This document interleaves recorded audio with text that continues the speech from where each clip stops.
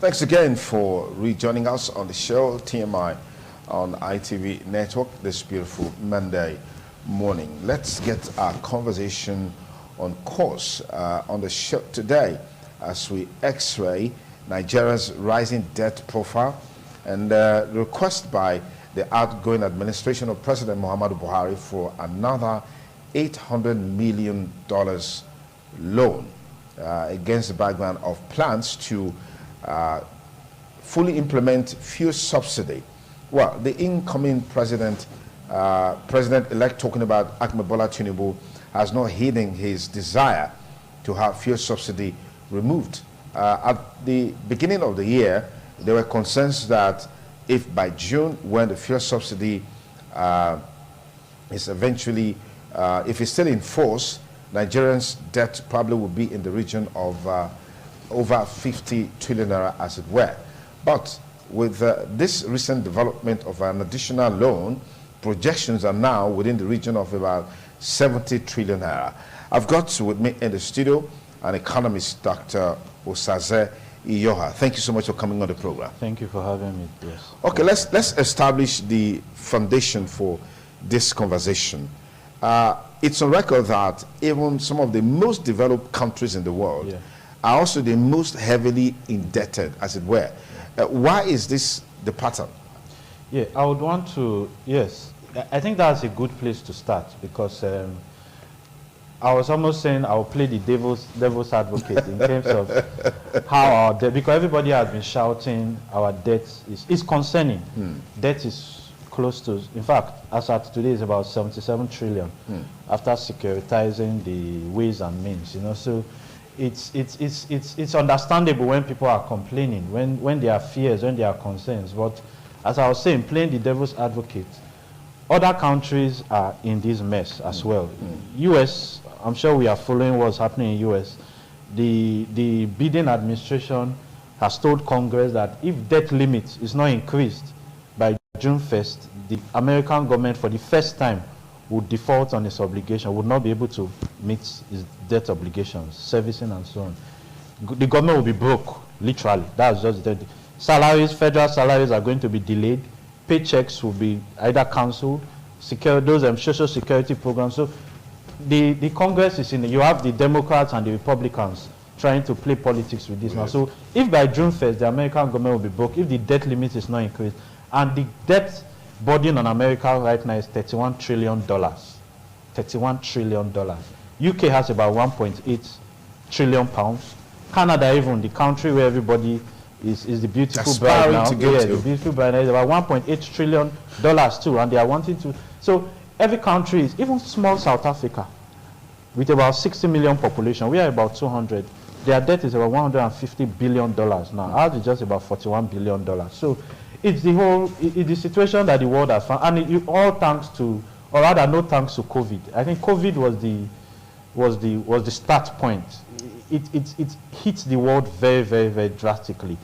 You had countries who are, especially the industrialized countries, they survive on production, on manufacturing, and that's where Nigeria. We've always talked about primary production. That until we stop primary, I had the presidential candidates all through the election, from the Labour Party candidate to APC candidate to PDP candidate, they were all campaigning with agriculture, and it was heart-rending for me because you can't be in the 21st century be campaigning with agriculture. Those are primary products. I've not seen any primary product economy among the G20, G8, G7, those big industrial countries. There is no primary product economy among those select group of economy, and it's just for simple reasons. Primary products, the terms of trade, that's breaking it down, the amount of revenue that you get from primary products can never be compared to that of secondary product, manufactured goods. Look at a pod of cocoa. You sell it for probably 200 naira. But you buy a bar of chocolates, just a small bar like that, go to any of the malls, they will tell you 5,000, 3,000. So, and a pod of cocoa, probably you just need half or so to make that, but you look at crude oil, the go-to crude oil. A barrel of crude oil is probably $80 now. Per barrel. What's the price of a unit of Hilux? Toyota Hilux. It's about 36 million. That's even bringing it as low as possible. BMW, how much is a unit of, so when you imagine Toyota produces millions of units of Toyota every month. So that's why you see countries like Germany, you have BMW, you have Siemens, you have Volkswagen, you have Mercedes-Benz, you see them in the G8. But countries like Qatar, they are oil countries. Saudi Arabia, you won't see them in G8. No matter how well they've been able to use their oil, they are just a beautiful country, and that's where it ends. But in terms of industrialization, economy, how it is, so that's what affected those countries. I'm just trying to come back. Those countries, during COVID, you had industries locked down for months, even close to a year. Even till now, China is still having series of lockdowns. And that's why you see most times when oil prices fall, they tell you because China, some provinces were locked down because they still have COVID. So just one day of closing down factories, it affects revenues. It affects seriously. Okay. So that's what has led to this rising. Because, you know, after COVID, during COVID, first of all, revenues crashed. Governments all over the country were making money. Then after COVID, it took another 1-2 years. There was massive spending because almost every country went into recession. And the only way out of recession is a default law in economics. Is spend. You spend your way out of recession. In fact, John Maynard Keynes then said that during a recession, what you do is just give the citizens, just give them money. Let them dig a hole. When you give them money again to cover the hole. so it just says, just keep spending, just give them money. Because that's the only way, you only spend your way. So that's what most of these countries did. There were intervention programs into the pharmaceutical, aviation, the automobile. So countries spent money to to come out of the COVID. Then Russia-Ukraine war has been, I think, has been close to COVID too in terms of its impact on the economy. Okay. The developed countries have been hit seriously. They've been trying, you know, it's an ego war. Yeah. They've tried to tell Russia that you cannot fight Ukraine, and the only way they can hold Russia by jugular is to ban their oil, ban their gas. And in doing that, it's affecting them too because these are cold regions. They need gas to heat themselves. And so by the time you are banning Russian gas, you are indirectly hitting yourself. But it's just an ego thing. They feel that if they buy Russia gas, they are funding the war. Right? You are giving Russia money to fight the war that you say you don't want them to fight. So they are in hot soup as well because they are now, you now have countries, Europe, almost all European countries are now giving rebates to citizens to be able to afford the expensive gas. Australia last year, they had about $16.8 billion subsidy for heating. UK, the same thing. America, they are giving subsidy to give citizens to be able to afford the expensive gas. So it has also affected their debt profile. And America has been fighting series of war, you know, from Afghanistan to, in fact, they are fighting. So they are fighting on all fronts, and that has increased their debt burden. So it's just been COVID and the Russia-Ukraine war. Fantastic. Let's really come back home now. Give me your take on why this debt profile. I mean, if we look back to the numbers, we'll see that during the President Olusegun Obasanjo's administration, Nigeria's debt profile was just within the region of about $2.1 billion thereabout. That has risen through Yaradua, Jonathan, to the present administration, now within the region of over $40 billion, as it were. What do you make of this in terms of policy initiative, economic policy initiative to revamp the economy? Yeah, it's also, you know, I hate usually to, because I've seen different comments on social media. They try to paint the impression that APC has increased the debt over time. From I remember when the Jonathan administration led, it was about $7.53 billion, our external debt, and they've taken it to about $41 billion now. Okay. So that's almost sevenfold. But I also don't like to think along party lines. Yeah, because I don't like the situation where we vilify one party, because we've been in this country, we end up, the party that leaves end up being seen as it was the best year. The best we could have ever, exactly. The best we had at the time. Exactly. It was the same thing with Jonathan administration. We in fact, we just said, I remember some of my colleagues would say anybody other than Jonathan. And now we came, almost everybody say, oh, our dear Jonathan. So, you know, it's always been the situation. I have a problem with the fact that, see, Obasanjo government, we got a debt relief. it came to about 2.1 billion. But when when Jonathan was leaving, it went to 7.53 trillion. So that's almost a quadrupling, because 2.1, a tripling would be 6 billion. So it was almost quadrupled. And then we had our dear Dr. Ngozi Nwila as the Minister of Finance, because we've also heard how it's because of mismanagement. We've had the wrong people. We've had non-experts handling economy in this administration. But I also don't want to agree, because it was 2.1 billion when Obasanjo left. The minister, Okunjo-Iweala, was the Minister of Finance, a technocrat, but yet the debt tripled to about 8 billion. So it means that sometimes we are not looking, and that was a period when oil was doing well. Oil was averaging $100. We had global prosperity.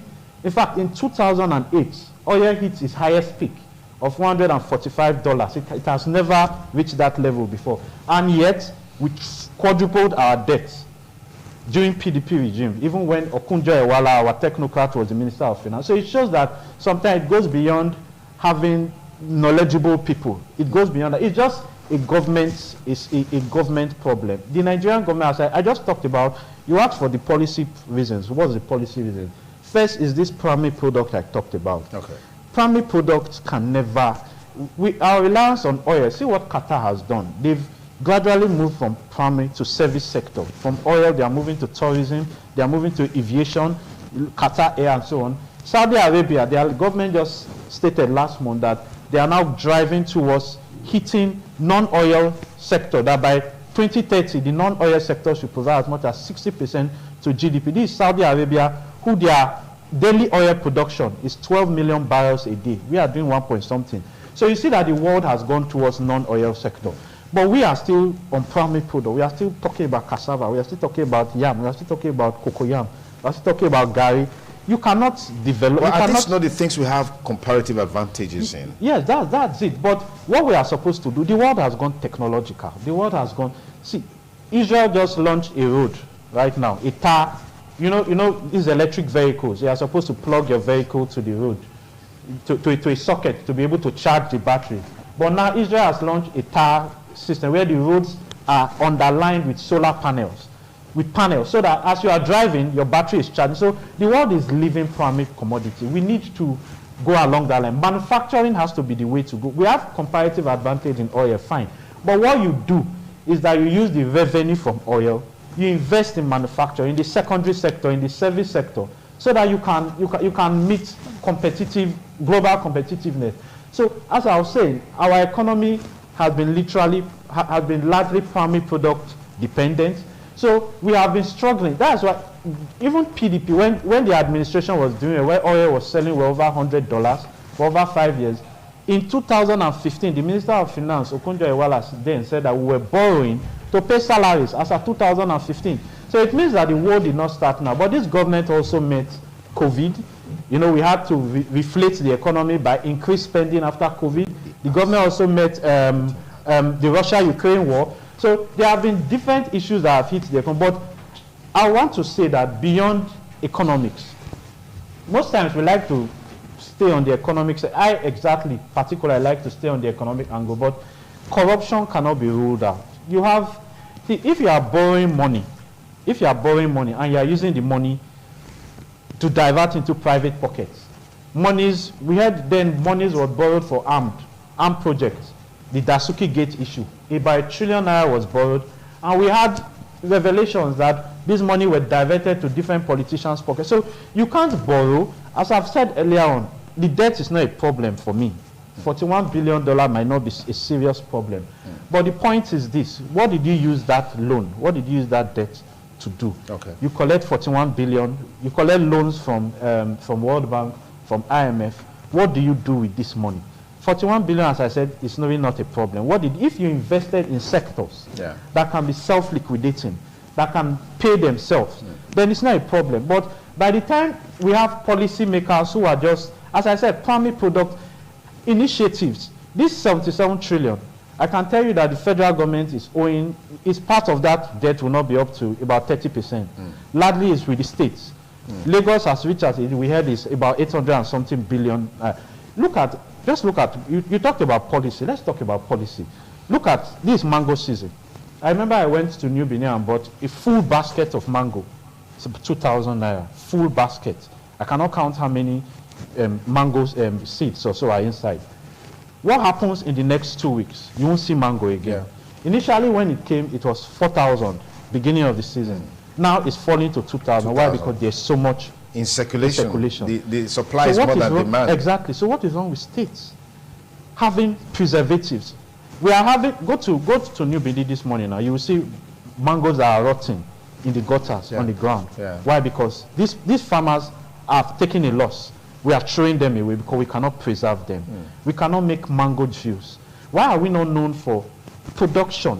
Not just selling the mango, not just selling cocoa. We produce it to mango juice. And so that season after season, you have it in circulation. You buy it from the farmers. The state government buys it from farmers. Tell them, as many as you are bringing it to State House. We have silos, we have preservatives, where we will preserve it for the next 1 year and produce this juice and keep selling throughout the year. Let them know Edo State for mango juice worldwide. Yeah. I have friends in UK. You go to the shelf, you see palm oil butter, what you use for bangaye. So they've produced it into butter. So you just want to make your banga soup, you take this, and it's from Cote d'Ivoire. So those are things that we can do. Pear season is also here. These are things that come season. You take it and you preserve. So Nigeria has not been able to break down policies that makes production. So we just take these loans. Where do these monies go to? We've been hearing, see, as long as you have people stealing 109 billion, the last allegation was the Accountant General. Ekiti's budget is just about 104 billion for the year. And you have somebody take 109 billion. That's just a state budget, one person stole it. I'm telling you. You have subsidy theft here and there. So sometimes I was listening to a man around town, I think last week, and Mr. Efil Safoma was saying that how Nigeria is still surviving upon all the theft. It's a miracle. It's a miracle. and I couldn't but agree, because so much has been stolen. So by the time you are taking these loans, and you are diverting it into different places that we don't know. You use cash transfers and so on. That will impact on your ability to repay. And as I've said, we should move to secondary production. We can't be doing oil. We can't be doing yam, cassava. We have to now find ways to manufacture. That's the only way we'll be able to survive. I'm sure what has triggered this conversation in recent times has to do with the $800 million World Bank loan. I mean, we've seen some civil society organization calling on the World Bank not to release this money to the federal government. What with the fact that the government, the administration, now in its twilight, I mean, less than 2 weeks to go before the Buhari administration hands over to the new government, as it were. What's your take on this? As I said earlier, I don't have a problem with the government going for loans. It's the trust issues that we have. We've come a long way with all this. We've had so much mistrust in our government, and for right reasons too. The government going for $800 million. It's two ways. One, are you going to make decisions for the new government? Because this government, I know they will argue that government is till the last day is continuing until the last day he's in charge of administration. He has been given the mandates to but you don't make sensitive decisions. 800 million, and the reason is that they want to use it to improve the social safety nets, 5,000 naira for the poorest of the poor, and they say it's going to be direct cash transfers. And you ask, how many of these poorest of the poor living in Borno, living in those, they have bank accounts? We saw during the last cash crunch, they couldn't. So many of them don't have BVN accounts. BVN has just 60 million people. We're about 220 million people. So the balance 140 million people that you want to give 5,000 through direct cash transfer, how do you want to do it? They don't have bank account. So you see that trust issues are underneath this. And why 2 weeks to the end of the administration? $800 million. They say they want to give 50 million Nigerians, 10 million households. And I don't know, I have a problem with that on terms of trust. We don't trust this administration. We don't trust the Nigerian government generally. But beyond that, even if you are doing that, you don't do cash transfers to help citizens. Why don't you put it in power sector? Why don't you? Nigerians are going through terrible situation because we are creative people. But the problem is that you have problems with the power sector. There are people who have business ideas. But when you think of cost of production because of power, it kills those ideas. Because look at businesses. You are using millions of naira to buy diesel to run your businesses every day. So that's what is affecting. So 5,000 naira for Nigerians, we are on television, so it's difficult to use the words that we would probably, but I think 5,000, we have trust issues with our government, and I don't think it's right, because Serap has written that World Bank should refuse that application. And at the end of the day, we might end up not removing this subsidy. That's my prediction. Subsidy might stay with us for the next 1-2 years because of understandable reasons. So when you take this 800 million, you are giving 5,000. It's a loan. You've added it to the existing loan. So I don't know. I have a problem with that. I don't think that's the right way to go. The administration is rounding up. The last FEC meeting, they were giving fresh contracts out.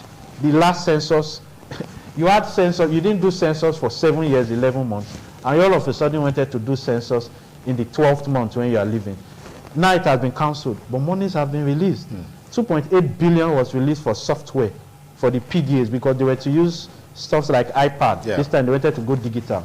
The 84 billion naira was released for PDAs, those iPads that they were to use to carry out.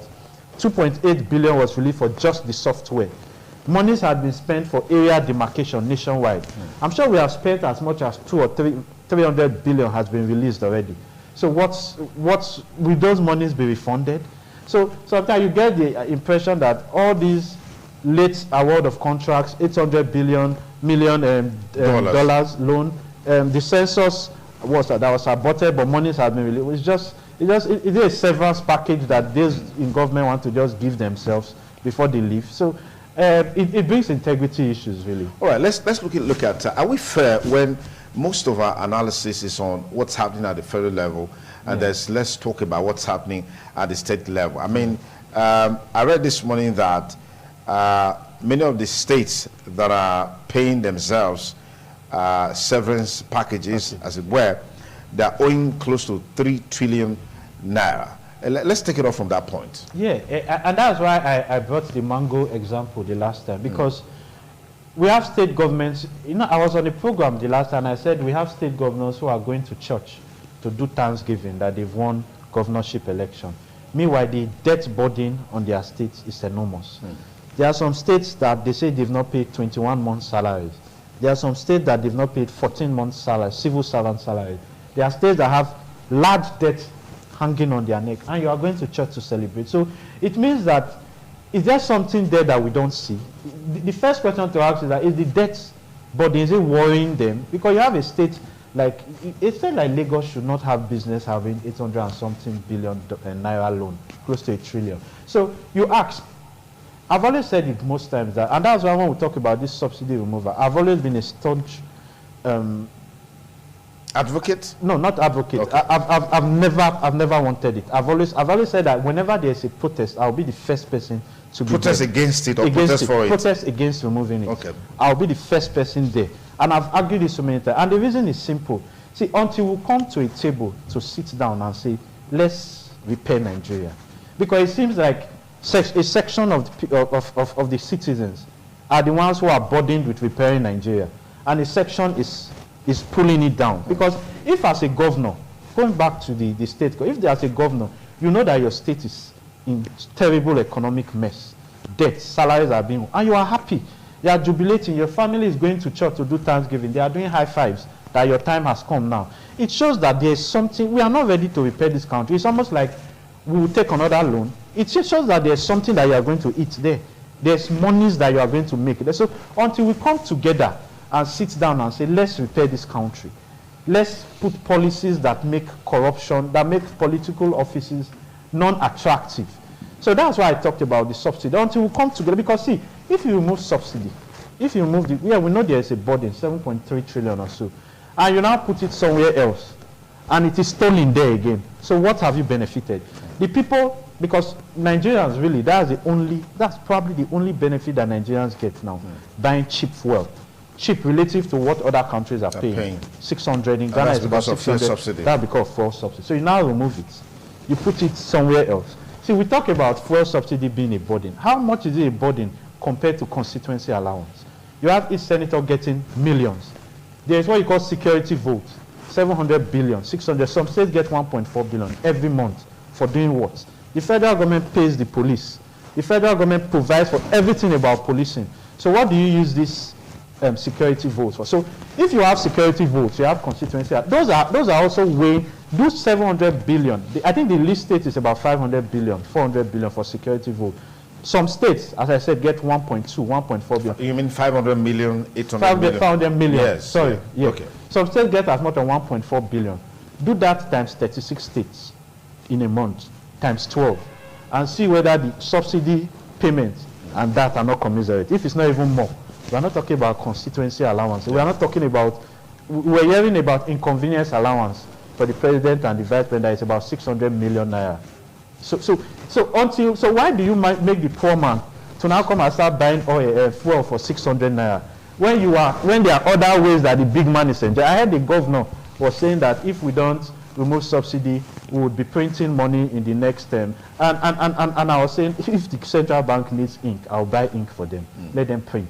Because if you are not ready to inconvenience yourself, by removing those things, you should cut down cost of government. What's security? What's constituency? So if you are not ready to cut your own side, and you are asking us to remove subsidy, if not central bank will print more, then let them print.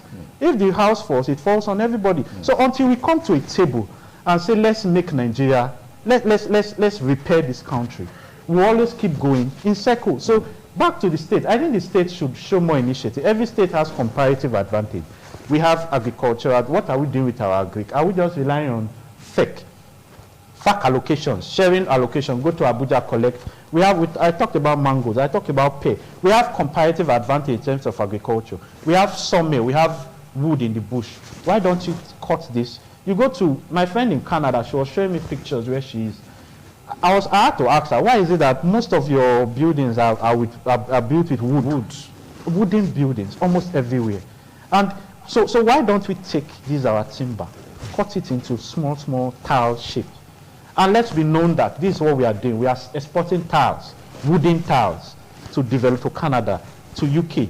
So there are initiatives. And sometimes I wonder, when we have technical, there's someone who calls on radio usually and says the educated people are the problem of Nigeria. And sometimes it's hard to disagree because you have technocrats as governors. But it seems that when immediately they come into power, things just elude them. They now become very narrow in their thinking. You can't be sitting down and be waiting for state allocation where you have resources in you can make a state so attractive in terms of tax rebates, and you have manufacturers wanting to come and set up industries in Edo State. For example, make it tax rebates, make it free export processing zone, make cost of registering your company cheaper or even free and faster. You don't need to use 2 months, 3 months to register a company. And you see investors would come, start up this keke napep and so on that they make in India. You have it set up here, you are making it here. So I think it's just initiative one that I probably think, but I don't think they are lacking initiative. It's just that will, that feeling that Nigerian money is there to be collected. And as I've said, until we sit down on a round table and decide to repair Nigeria, we'll just be going in circles. So in a nutshell, you're saying that if the states will take their prime position in terms of governance and development, the pressure will be less on the federal government. Completely less. The federal government will have very, very little to do because governance is at the grassroots. There's this road, Electrode, that was just coming now, that's very bad now, from Siloko. We were very lucky, those of us in Siloko Road. You know what Teacher's House used to be then, before the last administration worked on it. There's this road along Electrode, is very terribly bad now. When I was driving down, you have to go through one way. So if we have situations like this where government cannot fix small issues like this, then we have, so creativity, the government, you cannot, I was talking about the road, it's not, I'm not going to report to the Minister of Works to do that road for me. It's the local government. My road is bad at Electrode, come and fix it, So governance has to come. You can have a very saintly president, and that's why most time when we're talking about the LP candidate, I agree, he carries some integrity bonuses along with him. But you can have a saintly president, and you have governors, you have local government administrators at the lower levels who are not pulling in his direction. There's nothing he can do about it. We had President Muhammad Buhari saying that he has released funds, and that's why most of this, our public debt that has increased to 77 trillion, let's be fair to the man, it had mostly been giving states money. I remember when immediately he came then, he gave states, there was a name they placed on it, that he gave interventions to pay salaries. There was Paris refund. So the government, the last time when he went to Rivers, when he was talking to the Rivers State Governor, Wike, we had him say he has given states, to be very fair, they've given states money. But if the federal government is releasing these monies and the states are using the monies to do something else, are putting in their priority, there's no how we would have development. So I've always said that I'd rather have a saintly governor and a somehow unsaintly president, because I will feel the administration better and my roads will be better. The last administration, now you can drive to Ego smooth. It was not the federal who did it, or the state. Yeah. So I think it's better that we have state governors, but it also comes to the political will too. Yeah. Are we ready to improve Nigeria? Yeah. Or are we just traveling? You have almost most of these big men, their children are abroad now. They go abroad to school. The last report showed that we spent over $4 billion on education tourism, sending these developed countries, their citizens can't afford university education. The average British, the average American, the average Canadian cannot afford university education because it's expensive. A master's program there will range between 40 to 50,000 Canadian dollars.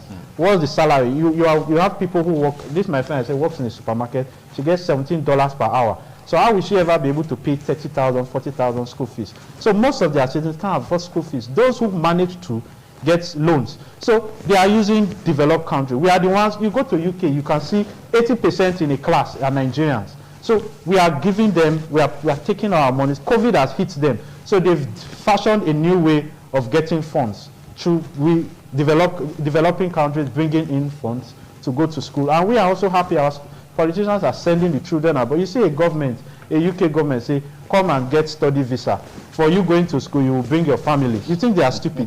They bring your husband, your children, as many as 4. They are not stupid. You are coming to stay on their infrastructure. But that's your £50,000 that you are bringing, £50 million also for school fees, is something that is appreciable to them because their citizens can't pay it. So you are bringing it. So they said, come with your family. Canada said, come with your family. They are ripping us, and we are taking it. So it's just a systemic problem from the federal to the state. But I would prefer that the state governance is transparent. We are ready to build Nigeria. I cannot emphasize it enough because until we get to that point where we are ready to build the country, we will just keep going around, accumulating debt, going in circles, increasing poverty, and so on. Yeah. All right, so by May 29, a new government will be in place in Nigeria. All things being equal, ceteris paribus, as we say. What would be the major recommendation if you have the opportunity to have a one-on-one with the incoming administration in terms of driving the country in the direction it ought to go, ensuring that life becomes more meaningful for Nigerians? Like some will always say, well, they don't expect too much from the government because over the years we've seen that consistent disappointment on the part of government to meet up with the yearnings and aspirations of Nigerians. Yeah, first off, power. I think the government should focus on power. That's the primary driver of any economy. You cannot, I don't know of anything you can do now without power. Everything is technology. Sealing machine for even cellophane, as low as cellophane, that you used to tie bread, you used to tie granite. You need electric sealers. Everything has gone electric. So we need power first. Then I think the government should not remove subsidy. Because inflation is 22% plus now. There's so much poverty, multidimensional poverty is 133 million. That's more, I think it's even more. Because when you talk, that's not monetary poverty. Monetary poverty is probably, but multidimensional poverty is me and you.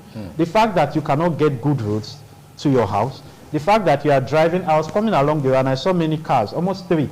The tire opened up. on the road. Why? Because of bad roads. So I have to take from my income. If you had good roads, you probably not go to the mechanic in 2 years. So I have to take from my salary to repair my road, to do my road. I'm contending with security. I'm contending with lights. You have people in the night. The inconvenience is terrible. You are fanning. You have children, for example.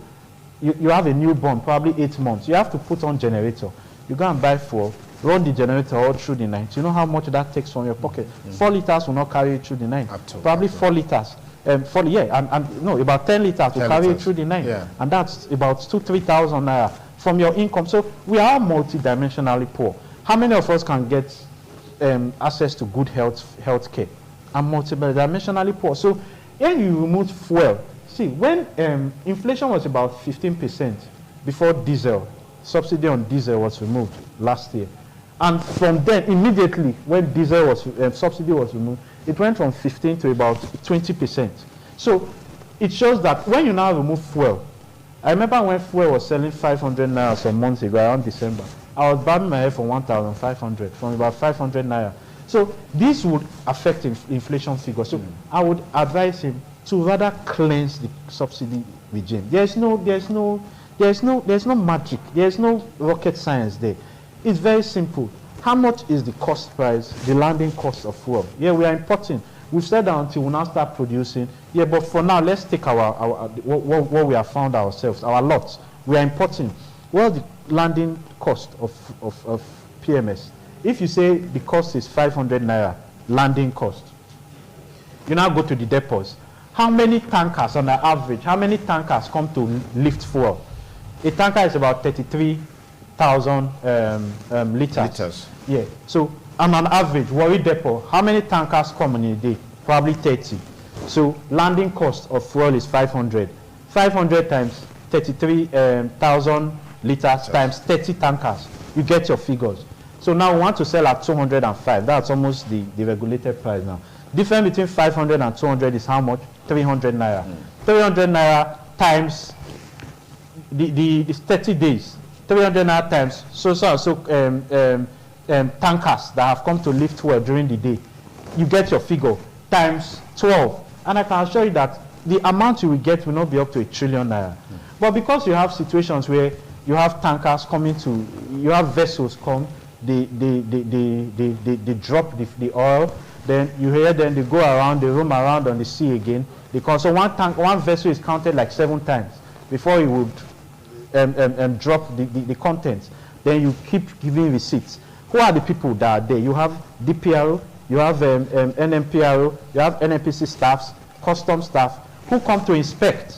So these are investigations that were carried out by the last House of Representative member, chairman then, Honorable Farouk Lawal, and even EFCC. They've carried out these investigations to show that one vessel is counted 6 times, 7 times. So that's where the corruption comes. So these people are not spirits. So are we saying that government cannot sanitize that system, remove the corruption from it, and subsidy payment will not be up to 1 trillion. So we'll leave it. So my advice, first, leave subsidy, cleanse the system, so that it would help, because you can't be coming in and inflation is rising up to 25%. People, I've heard people say remove subsidy, and I ask, do you really know what you're asking for? Because the last time when fuel was increased to 500 naira, we had people shouting, complaints, and I said, you were the one who was asking for it. So first, leave subsidy. Secondly, the power sector, fix it. By the time we fix power, we would have most of these companies who left, Michelin, Dunlop, they left Nigeria to Ghana, neighboring Ghana here. And we are still their highest market for tires. Why? Because of light. So you do that, you fix power, you leave the subsidy, then very conscious policies towards taking us to secondary production. I can't emphasize it enough.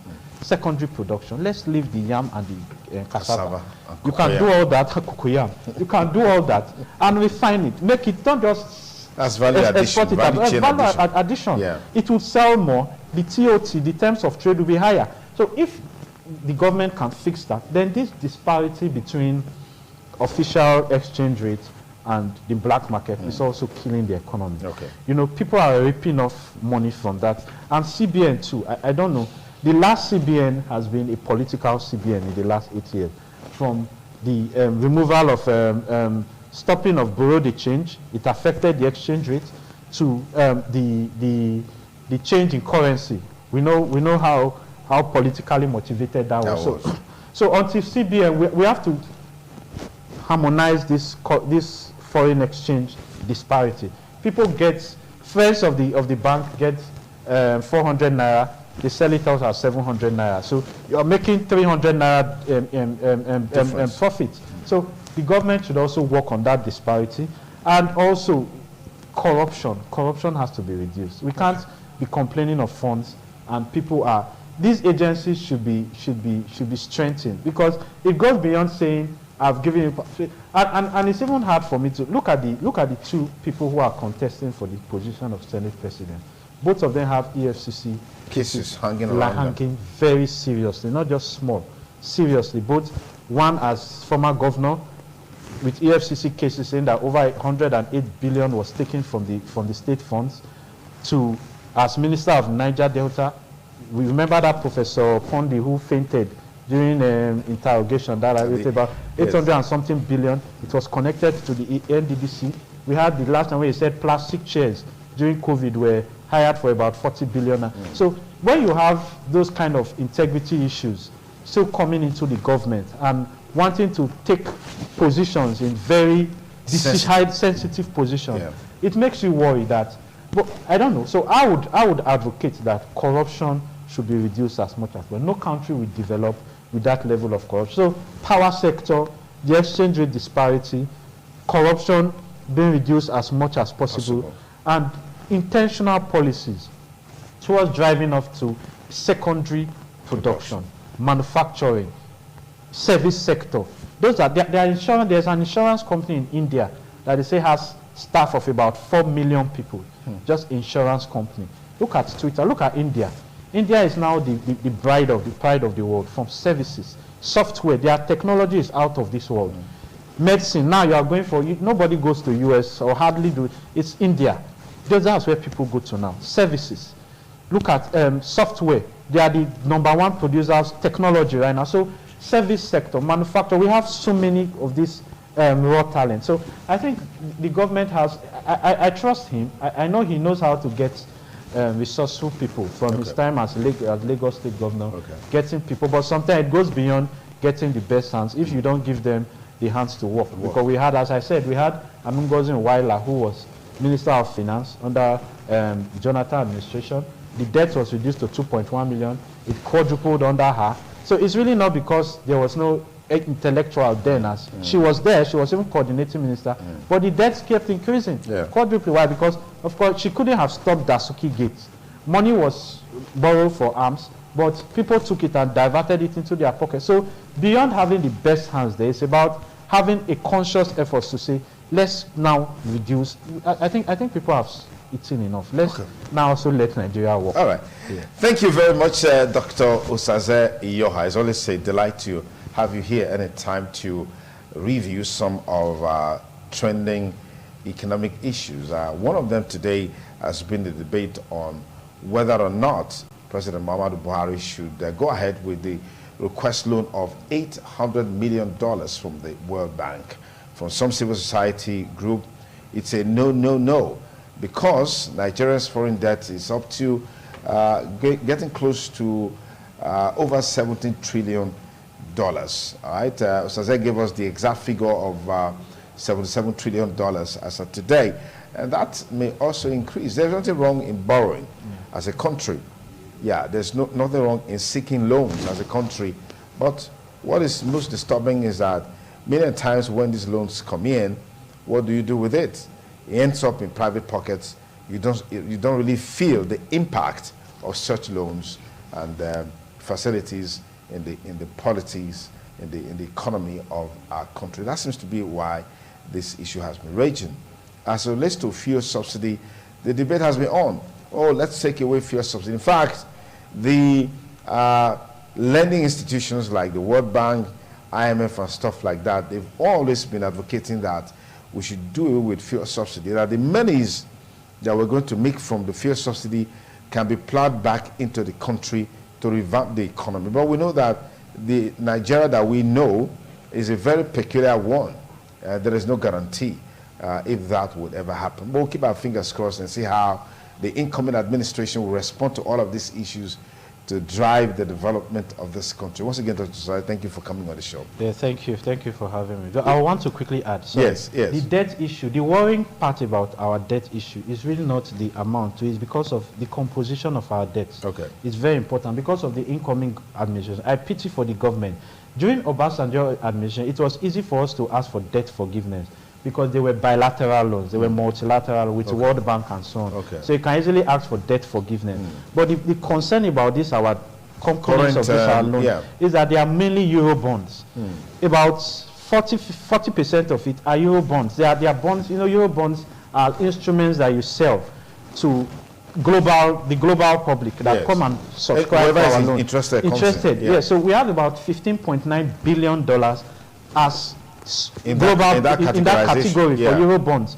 Then you also have the diaspora bonds, where Nigeria sells instruments to Nigerians living abroad. So those are not things you can ask for forgiveness. You don't know who bought your bonds. Somebody bought it in Pakistan, somebody in UK bought it, so how do you ask for debt forgiveness? About, as I said, 15.9 billion makes up that source. And 457 billion was used to service our debts in December last year. 457 billion for these Euro bond debts. And these Euro bonds and diaspora bonds, 457, made up 76% of our total debt servicing. 76% of our total debt servicing are Euro bonds. So it means that there is a problem. If 76% of your debt servicing are for Euro bonds, it means you cannot take that off your neck. You have to pay it. You must pay it. You must pay it. So is this a continuation of the underdevelopment of Africa by the West, as it were? Yeah, it's something like that. Though everybody does Euro bonds, but the point is, because we don't have, it's a bit of a cheap source, and there are no conditions attached. Developing countries prefer it because if you go to IMF will tell you, for us to give you this, do this, remove subsidy, remove this. Let's see integrity, reduce corruption, strengthen your anti-corruption bodies. So it's a means of controlling developing countries. Exactly. So that's why most developing countries, they are running away from IMF loans now. Ghana has been doing something, they were boxing the economy, they have to restore. So that's why most developing countries are running to the Euro bonds market, because there are no conditions. You just sell Euro bonds, you get your money and you go. But the underlying factor there, the burden there, is that you cannot ask for debt forgiveness. You must pay it. It's a bone on your neck.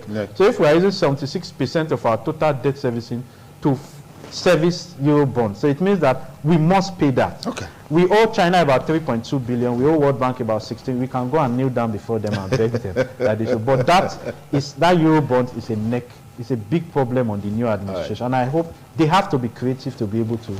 All right, thank you very much. Just a beautiful way to cap it up on conversations today.